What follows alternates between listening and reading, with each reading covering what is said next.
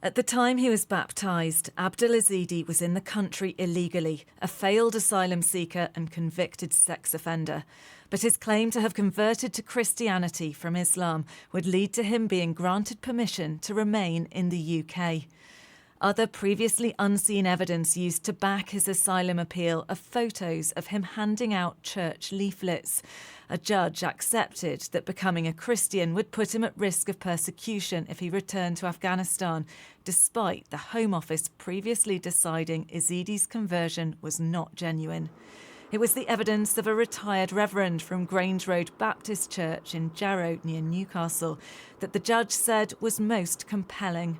Roy Marin wrote a letter to the court confirming that Ezedi attended regular worship services.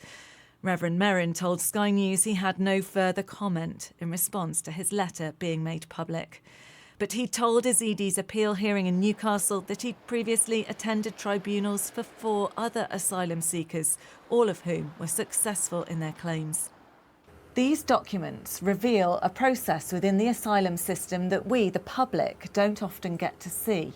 Appeals are decided in courts by judges, not by the Home Office. And these documents reveal that in a hearing that lasted just under an hour and a half, a man with a very troubling past was granted leave to remain in Britain.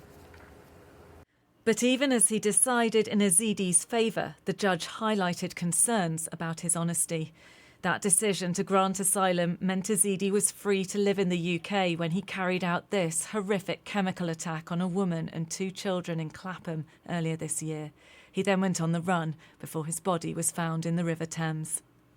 We now know that despite welcoming him in, the church had drawn up a safeguarding contract because of his sex offending past to protect the rest of the congregation.